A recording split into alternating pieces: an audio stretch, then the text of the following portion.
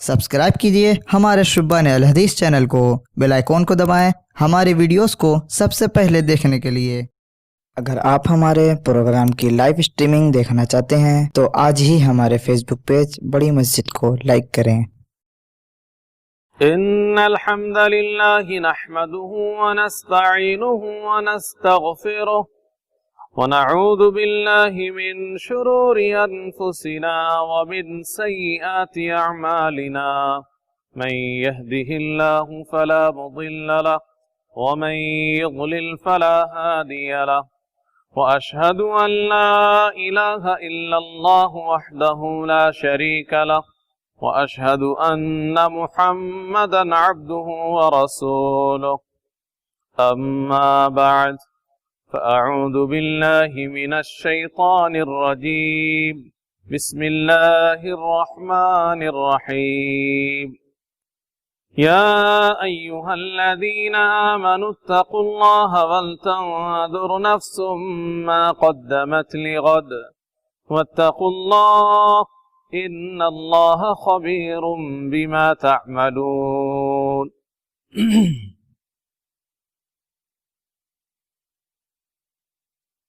मोहतरम हाज़रीन जुमा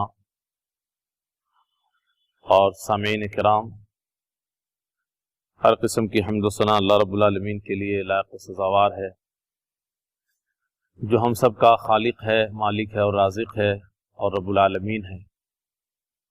और दरूद व सलाम नाजिल हो तमाम नबियों और रसूलों पर, ख़ास तौर पर नबी आखिरुज़्ज़मा जनाब मोहम्मद सल्लल्लाहु अलैहि वसल्लम पर बेशुमार दरूद व सलाम नाजिल हो। अल्लाहुम्मा सल्लि अलैहि व बारिक व सल्लिम।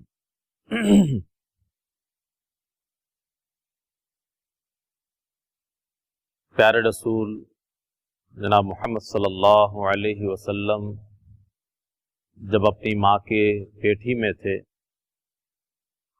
तो वालिद मोहतरम इस दुनिया से रुखसत हो गए और 6 साल की उम्र में नबी करीम सल्लल्लाहु अलैहि वसल्लम ने जब कदम रखा तो वालिदा मोहतरमा भी इस दुनिया से विदा हो गई और 8 साल की उम्र में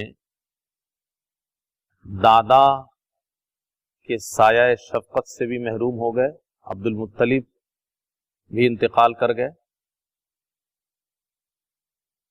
और अपने प्यारे पोते मोहम्मद सल्लल्लाहु अलैहि वसल्लम को अपने बेटे अबू तालिब की किफालत में दे के गए, वसीयत करके गए कि मोहम्मद सल्लल्लाहु अलैहि वसल्लम के वालिद नहीं हैं, माँ भी नहीं है, तो अबू तालिब अब मेरे बाद इसकी देखरेख तुम करोगे।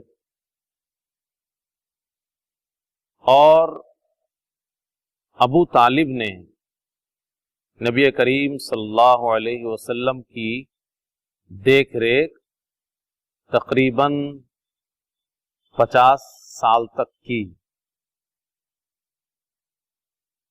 और इस बीच में नबी करीम सल्लल्लाहु अलैहि वसल्लम जब 25 साल की उम्र में पहुंचे तो हजरत खदीजा रदी अल्लाह अन्हा से आपकी शादी हुई। आप सल्लल्लाहु अलैहि वसल्लम की जिंदगी में अबू तालिब की और खदीजा रदी अल्लाह अन्हा की बहुत ज्यादा अहमियत है और मजहब इस्लाम की नशर इशात में भी इन दोनों का बड़ा किरदार है। नबी करीम सल्लल्लाहु अलैहि वसल्लम को जब रब्बुल आलमीन ने नबूवत से सरफराज फरमाया और आप परेशान हो गए, घबरा गए, बल्कि आपको लगने लगा कि कहीं जान का खतरा ना हो जाए, तो हजरत खदीजा रदी अल्लाह अन्हा ने आपको हौसला दिया, हिम्मत दी और हर कदम से कदम मिला करके आप सल्लल्लाहु अलैहि वसल्लम के साथ खड़े रहे।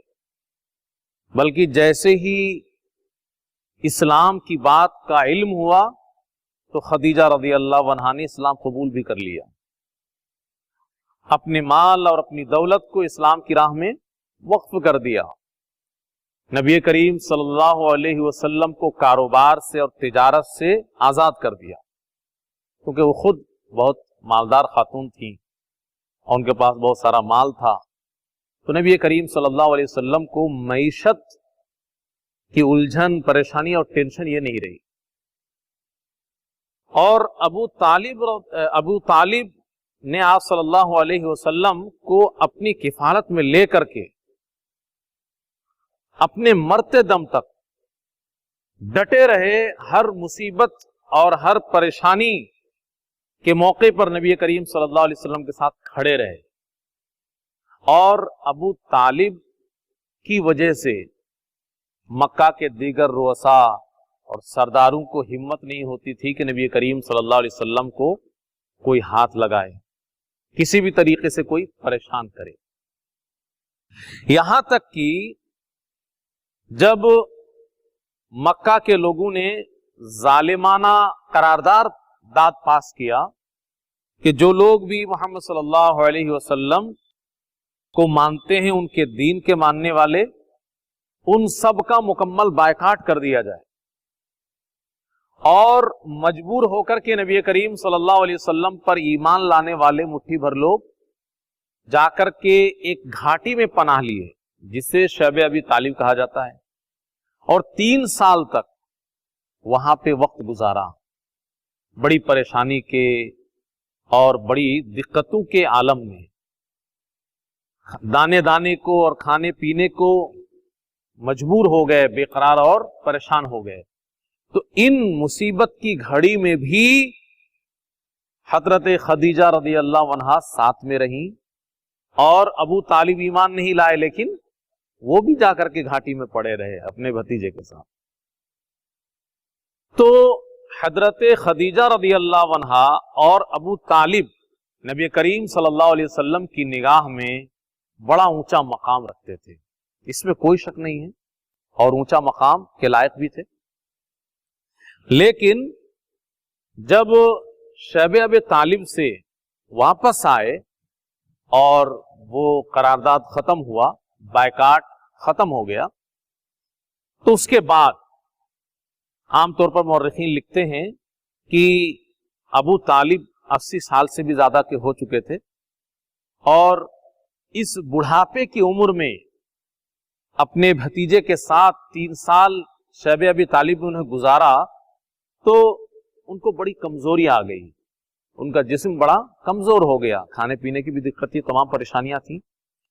تو بہرحال نبی بنائے جانے کے 10ویں سال، عام طور پر مورخین نے اسی کو لکھا ہے، حالانکہ اس میں اختلاف ہے، کہ 10ویں نبوت کو آگے پیچھے حضرت خدیجہ رضی اللہ عنہا اور ابو طالب اس دنیا سے رخصت ہو گئے۔ تو اس وجہ سے یہ بہت ہی زیادہ صدمہ والی بات تھی نبی کریم صلی اللہ علیہ وسلم کے لیے، کیونکہ 2 بہت مضبوط ستون تھے نبی کریم صلی اللہ علیہ وسلم کے معاملات کے سلسلے میں، اب وہ دونوں ستون گر گئے، تو آپ کو بڑا صدمہ پہنچا، اور ویسے بھی دلی لگاؤ بھی تھا آپ کو۔ خدیجہ رضی اللہ عنہا نے جس طریقے سے آپ کے ساتھ سب کچھ نبھایا، تو بیوی بھی تھی، اس لیے بھی دلی لگاؤ، اور چچا ایمان نہ لانے کے بعد بھی اپنے بیٹوں سے زیادہ آپ کا خیال کیا، اور ہر مصیبت میں آ کر کے ڈٹ گئے، اپنے بھتیجے کے بچاؤ میں کھڑے ہو گئے، کبھی تنہا نہیں چھوڑا، چاہے کتنی بھی آندھی اور طوفان آئے۔ تو اس لیے آپ کو دلی طور پہ بڑا صدمہ پہنچا، اور اس سے بھی بڑھ کر ایک بات اور کہ آپ کی دلی خواہش تھی کہ تمام لوگوں کے لیے آپ کی خواہش تھی، آپ کی تڑپ تھی کہ سب ایمان لے آئیں۔ اس سے پہلے ہم نے چند ہی دن پہلے کسی موقع سے کہا تھا کہ نبی کریم صلی اللہ علیہ وسلم لوگوں کے ایمان لانے کے سلسلے میں اتنا پریشان رہتے تھے کہ اللہ نے قرآن میں کیا کہا ہے کہ یہ ایمان نہ لائیں، اس کے چکر میں آپ اپنی جان نہ گنوا دیں۔ آپ کو اتنی فکر رہتی تھی، لیکن آپ کا وہ چچا جس نے ہر مصیبت میں آپ کا ساتھ دیا ہو اور भतीजा दूसरा दीन का प्रचार कर रहा है अपने बाप और दादा के दीन के बरखिलाफ, और उसके साथ भी खड़े रहे हर जगह में, तो आपकी दिली ख्वाहिश थी कि मेरा चचा ईमान पे मरे।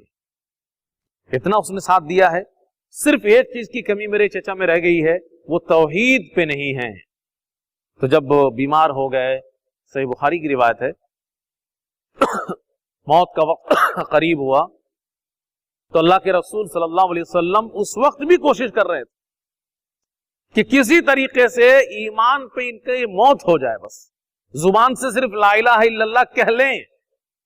इसके लिए आपने जाकर के देखा कि कोशिश करें आखिरी वक्त में शायद अब चचा के दिमाग में बात आ जाए और चचा बोल दें, मान लें, और कोई अमल कर सके ना कर सके, बस दुनिया से चला जाए, अल्लाह के पास चचा की बख्शिश का जरिया बन जाएगा। लेकिन वहां पे अबू जहल और दीगर जो सरदारान कुरैश हैं वो सब बैठे हुए थे, वो भी इसी चक्कर में लगे हुए थे कि इसको कुफरी पे मरना है, हमारे साथ ही जाना है। तो अल्लाह के रसूल सल्लल्लाहु अलैहि वसल्लम अपने चचा से यही कोशिश करते रहे कि ला इलाहा इल्लल्लाह कह लें, लेकिन उधर से सरदारान कुरैश वो भी लगे हुए थे। तो अबू तालिब मरते मरते क्या कह गए, अब्दुल मुत्तलिब के मिल्लत पे मर रहा हूं, यानी कुफ्र पे ही मर रहा हूं। उनको ये लगा, ये शैतान इब्लीस ने बहकाया कि लोग ये ना कहें कि मरते वक्त छोड़ के चला गया, अपना दीन धर्म बदल लिया वगैरह वगैरह। तो कहने का मतलब ये है कि अल्लाह के रसूल सल्लल्लाहु अलैहि वसल्लम को इसकी भी शदीद तकलीफ थी कि मेरा चचा ईमान पे नहीं मरा, मेरे चचा की मौत तौहीद पे नहीं हुई। तो नबी करीम सल्लल्लाहु अलैहि वसल्लम को बहुत ज्यादा सदमा पहुंचा। आम तौर पर मुअर्रिखीन या बहुत सारे उलमा ने नबूवत की इस 10वीं साल को आमुल हुज़्न लिखा है। आमुल हुज़्न का मतलब क्या है, गम का साल, गमों का साल। जबकि बहुत सारे लोगों को ऐसा लगता है और लोग बयान भी करते हैं कि अल्लाह के रसूल सल्लल्लाहु अलैहि वसल्लम ने ये नाम रख दिया था उस साल का। बाज गैर मुस्तनद रिवायात में इसका जिक्र भी है जो काबिल इस्तिदलाल नहीं है कि अल्लाह के रसूल सल्लल्लाहु अलैहि वसल्लम ने ये नाम रखा था, जबकि ऐसा नहीं है। अल्लाह के रसूल सल्लल्लाहु अलैहि वसल्लम ने उस साल का नाम गमों का साल नहीं रखा। आमुल हुज़्न आप सल्लल्लाहु अलैहि वसल्लम ने नहीं रखा उसका नाम। मैंने इस सिलसिले में मुताला किया तो अर्रहीकुल मख्तूम बड़ी मशहूर किताब है, आप सब भी वाकिफ होंगे। तो मौलाना सफीर रहमान मुबारकपुरी रहमहुल्लाह ने भी किसी हदीस का जिक्र नहीं किया, लेकिन उन्होंने भी हेडिंग जो लगाई है वो गम का साल, उन्वान बांधा है, ऊपर में बाब लिखा है, तो उसमें क्या लिखा है, गम का साल। तो लिखने में तो कोई हरज नहीं है, लेकिन ये मानना कि अल्लाह के रसूल ने उसका नाम आमुल हुज़्न रखा, क्योंकि सही सनद से कोई रिवायत मौजूद नहीं, इसलिए ये बात सही नहीं। तो कहने का मतलब ये है कि वो कितना तकलीफ दे मरहला था नबी करीम सल्लल्लाहु अलैहि वसल्लम के लिए कि अल्लाह के रसूल सल्लल्लाहु अलैहि वसल्लम ने नहीं लिखा, ठीक है नहीं रखा नाम, लेकिन उलमा ने नाम लिया, किताबों में लोगों ने आमुल हुज़्न लिखा। इसका मतलब था कि नबी करीम सल्लल्लाहु अलैहि वसल्लम को उस साल बहुत दिली सदमा पहुंचा था।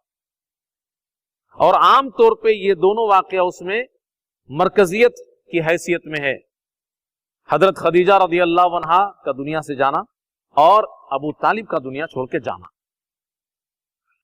कहने का मकसद और मतलब ये है आज के हालात के तनाजुर में कि ये माह मुहर्रम चल रहा है और हजरत इमाम हुसैन रज़ियल्लाहु अन्हु की शहादत को याद करके गम और मातम का माहौल हम मुस्लिम माशरे में देखते हैं। तो अगर एक मिनट के लिए हम इसके साथ जोड़ करके उसको बोल रहे हैं कि मजहब इस्लाम में अगर गम की कोई हैसियत होती तो हजरत खदीजा रज़ियल्लाहु अन्हा की वफात वो हैसियत रखती, क्योंकि अल्लाह के नबी सल्लल्लाहु अलैहि वसल्लम को बहुत सख्त तकलीफ पहुंची। या अबू तालिब चाहे दीन इस्लाम उन्होंने कबूल नहीं किया, लेकिन अल्लाह के नबी को तो बड़ी मोहब्बत थी, इसी वजह से कुरान में अल्लाह ने कहा इन्नका ला तहदी मन अहबब्ता, अल्लाह के नबी को मोहब्बत तो थी अपने चचा से। क्या आप जिसे चाहें, जिससे मोहब्बत करें, उसे आप हिदायत नहीं दे सकते? जैसा कि आपका चचा ईमान नहीं लाया तो वो दुनिया छोड़ के चले गए, دو مضبوط ستون گر گئے اور یہ دونوں کے دونوں اسلام کے خلاف ہر آندھی کو روکنے کے لیے کھڑے رہتے تھے. تو اللہ کے رسول صلی اللہ علیہ وسلم نے کبھی تو اس کو دہرایا نہیں اپنی زندگی میں، نہ صحابہ نے، کہ ہاں اس غم کو یاد کرا جائے، چونکہ نبی کو دلی تکلیف پہنچی تھی. کوئی لوگ کہہ سکتے ہیں کہ یہ تو نیچرل موت تھی، کوئی حادثہ نہیں تھا اس طرح کا. موت تو موت ہی ہوتی ہے، چاہے حادثہ ہو کچھ بھی ہو. اور ایسا نہیں کہ تاریخ اسلامی میں کوئی تکلیف دہ حادثہ رونما نہیں ہوا. احد کے میدان میں 70 صحابہ شہید ہوئے تھے، وہ تو کوئی نیچرل نہیں تھی نا. اور اس میں پھر ایک اور چچا، وہ بھی ایک مضبوط پلر تھے اسلام کے، حضرت حمزہ رضی اللہ عنہ، وہ بھی تو شہید ہو گئے تھے. اور ان کے باڈی کے ساتھ چھیڑ چھاڑ کیا گیا تھا. ہند رضی اللہ عنہ جو اس وقت ایمان نہیں لائی تھی، اس نے جذبہ انتقام میں کلیجی نکال کے چبا لیا تھا. تو اللہ کے رسول صلی اللہ علیہ وسلم کو اس کی بھی سخت تکلیف اپنے دل میں محسوس ہو رہی تھی. اتنی تکلیف تھی آپ کو کہ ہندہ رضی اللہ عنہ اسلام قبول کر کے جب اللہ کے رسول صلی اللہ علیہ وسلم کے سامنے آتی تھی تو اللہ کے رسول صلی اللہ علیہ وسلم نے ان کو منع کر دیا. معاف ہے، سب کچھ ہے، اسلام قبول کر چکی ہیں، وہ غلطی میں جو کچھ ہوا تھا، لیکن اپنے چچا کی محبت اتنی زیادہ تھی کہ اللہ کے رسول صلی اللہ علیہ وسلم نبی اور رسول، لیکن ہندا سے کیا کہہ رہے ہیں، تم میرے سامنے مت آیا کرو، مجھے اپنے چچا کی یاد آ جاتی. تو حضرت حمزہ رضی اللہ عنہ کی شہادت اس کو پھر یادگار ہو جانا چاہیے تھا اسلام میں، غم اور ماتم کے طور پہ. 70 صحابہ کو دھوکے سے کچھ قبیلے کے لوگ لے گئے تھے اور دھوکہ دے کر کے قتل کر دیے تھے، جس میں اکثر قرآن کے جانکار تھے، قراء تھے، حفاظ تھے. اللہ کے رسول صلی اللہ علیہ وسلم نے اس موقع پر غالباً 1 مہینہ تک ان کے خلاف بد دعا کرتے رہے. آپ کو بہت زیادہ تکلیف ہوئی تھی. تو کیا پھر اس تاریخ کو غم کا دن بنا دیا جائے؟ کہ اللہ کے رسول صلی اللہ علیہ وسلم کی زندگی کی باتیں ہو رہی ہیں کہ اللہ کے رسول صلی اللہ علیہ وسلم کی زندگی میں بہت سارے موڑ تکلیف دہ آئے ہیں، لیکن اللہ کے رسول صلی اللہ علیہ وسلم نے کہیں سے بھی اس کو غم کے طور پہ جوڑا نہیں. ہاں، انسان ہونے کے ناطے آپ کو تکلیف ہوئی ہے اور کوئی بات نہیں، وہ وقت آیا اور گزر گیا. تو غم کا سال وہ بھی نہیں، اور اس کے بعد کی جو تکلیف دہ مراحل آپ کی زندگی کے ہیں وہ بھی مذہب اسلام میں اس کی گنجائش ہی نہیں ہے کہ غم کو آگے بڑھایا جائے. اس کی ایک جو حد بندی کر دی گئی اسی حد میں. بہرحال یہ ایک پہلو تھا. اب یہ سال جو چل رہا ہے عیسوی کے اعتبار سے 2020 آپ کہہ لیجیے، یا ان ایام میں اس دنیا میں بڑی اتھل پتھل ہوئی. ہمارے ملک میں تو اتھل پتھل کہاں سے شروع ہوئی؟ سی اے NRC کا مسئلہ لے کر کے، احتجاجات کا مسئلہ، اور خاص طور پر مسلمانوں کا معاملہ بڑا نازک رہا.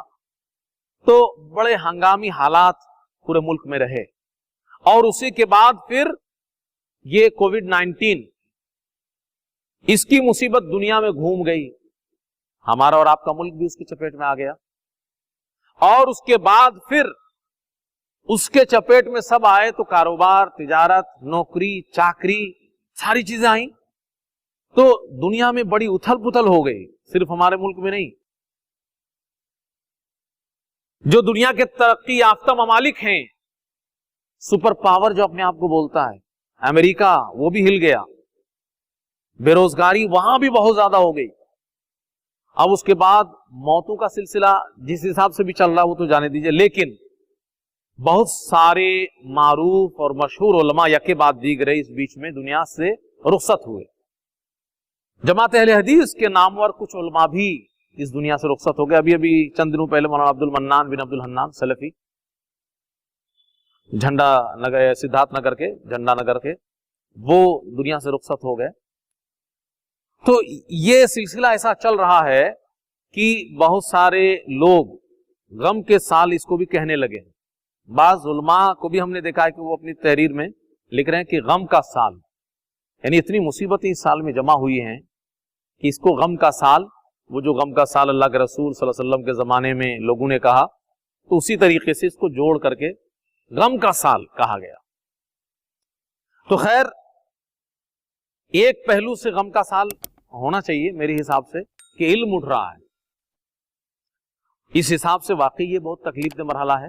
باقی اور مسائل اتنے بڑے اہم نہیں ہیں، لیکن علماء کا پیدر پہ دنیا سے جانا یہ واقعی پریشان کن چیز ہے، اور یہ اللہ کے نبی صلی اللہ علیہ وسلم کی اس حدیث کو یاد دلاتی ہے، یہ حالات یاد دلاتے ہیں کہ ان اللہ لا يقبض العلم انتزاعا ينتزع من العباد، علم کو اللہ ایسے نہیں اٹھائے گا دنیا سے، قرب قیامت علم اٹھ جائے گا دنیا سے، یہ بھی ایک نشانی ہے۔ دینی علم دنیا سے اٹھ جائے گا، تو کیسے اٹھے گا؟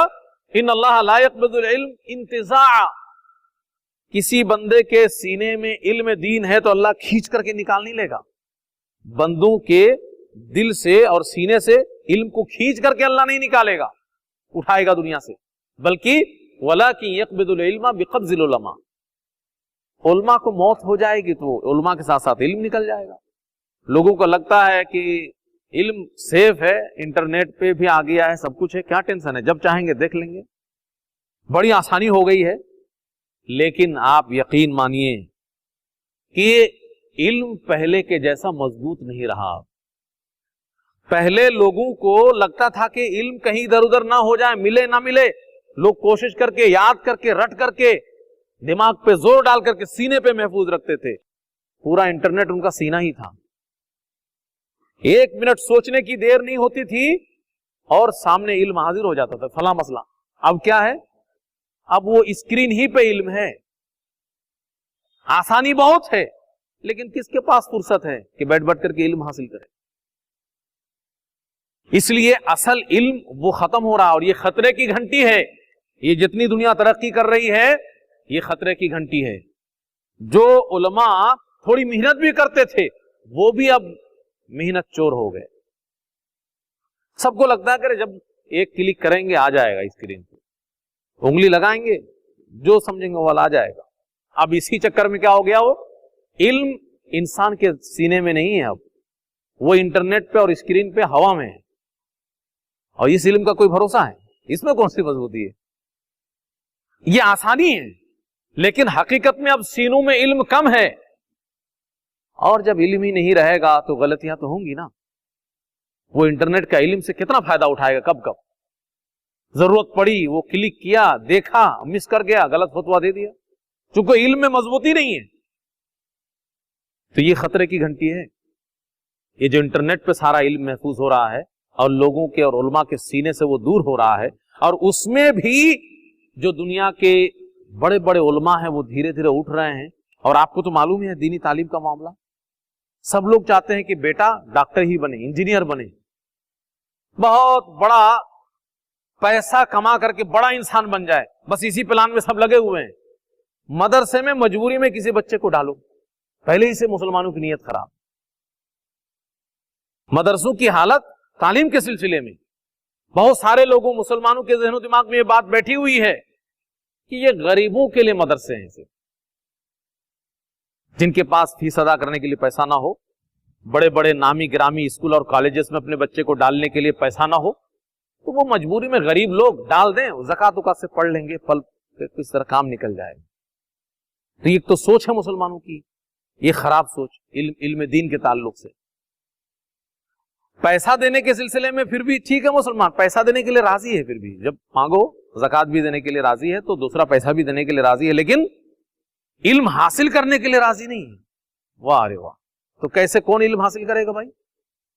تو ایک تو مدرسوں کی حالت اور دینی تعلیم کی حالت ہماری آپ کی نگاہوں کے سامنے ہے کہ ہم اپنی اولاد کو عالم بنانا نہیں چاہتے، یہ سوچ کر کے کہ کتنی تنخواہ ملے گی اسے، بیٹا میرا ڈاکٹر بنے گا، انجینئر بنے گا، سائنٹسٹ بنے گا، فلانے بنے گا، فلانے بنے گا، بہت بڑا بزنس مین بنے گا، لاکھوں میں نہیں اربوں میں کھیلے گا۔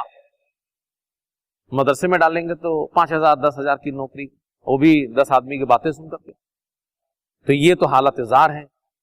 اور اس کے بعد پھر جو بھی علماء کرام ہیں وہ دنیا سے اٹھے جا رہے ہیں، اور جو لوگ بھی کسی لائق بن سکتے تھے یہ انٹرنیٹ جیسی مصیبت نے ان کو بھی کاہل بنا دیا ہے، وہ سب کام چلاؤ زندگی گزارنے لگے ہیں۔ تو ظاہر سی بات ہے اس ناحیے سے یہ غم کے ایام سے ہم گزر رہے ہیں کہ ہر ہفتہ 10 دن میں کسی اچھے عالم کی موت کی خبر آ رہی ہے، لیکن لوگ صرف یہی کہتے رہیں کہ ہاں غم کا سال ہے، سوشل میڈیا پہ دیکھو پوسٹ کی بھرمار ہے، لیکن پوچھو نماز وماز پڑھ رہے ہو؟ اور مسجد سے چھٹی ملی ہے تو نمازی چھٹی کر لیا۔ ارے غم کا سال کیسا ہے پھر آپ کے لیے؟ کس چیز کی آپ کو فکر ہے اور کاہے کا غم کا سال؟ اگر آپ کو لگتا ہے کہ یہ غم کا سال ہے علماء کا اٹھنا، تو پھر آپ اپنی آخرت کی فکر کیجئے۔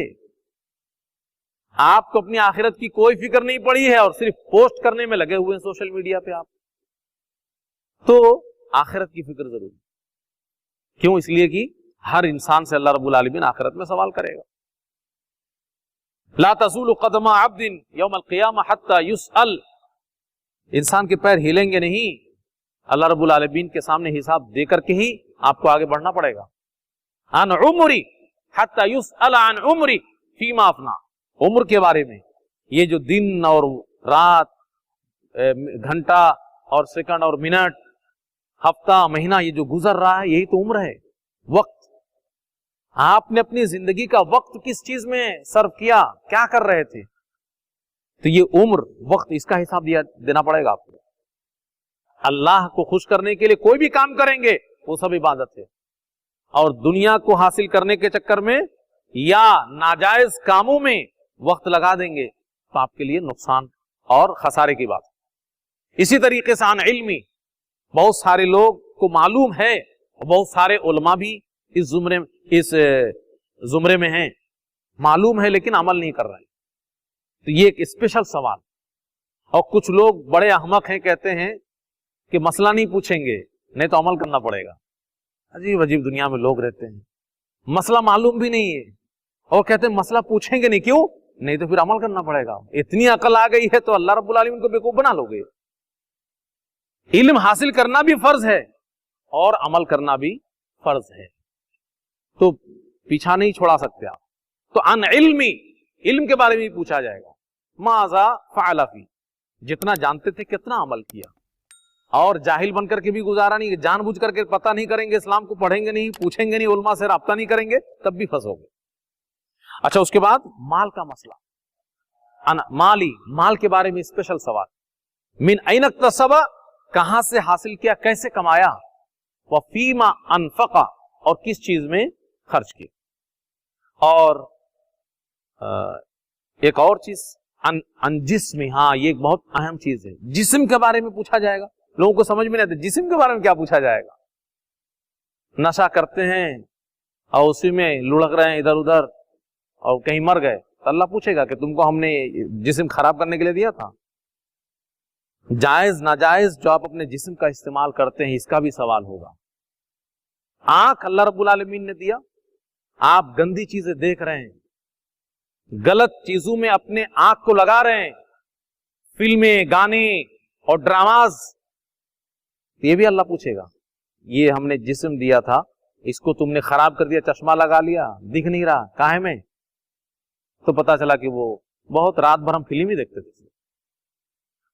تو یہ پورے جسم کے بارے میں سوال ہوگا کہ اللہ کی ایک نعمت ہے اور امانت بھی ہے۔ فیما ابلا، کس میں اس کو پرانا کیا، ختم کیا؟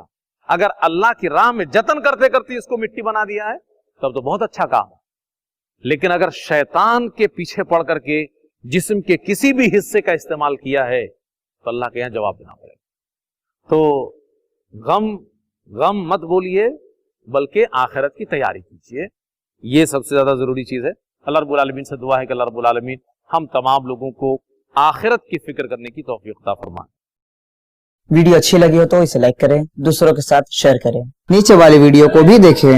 اگر آپ نے ہمارے چینل کو سبسکرائب نہ کیا ہو تو اسے سبسکرائب کریں۔ أَوَلَمْ يَرَوْا إِلَى الطَّيْرِ فَوْقَهُمْ صَافَّاتٍ وَيَقْبِضْنَ مَا يُمْسِكُهُنَّ إِلَّا الرَّحْمَنُ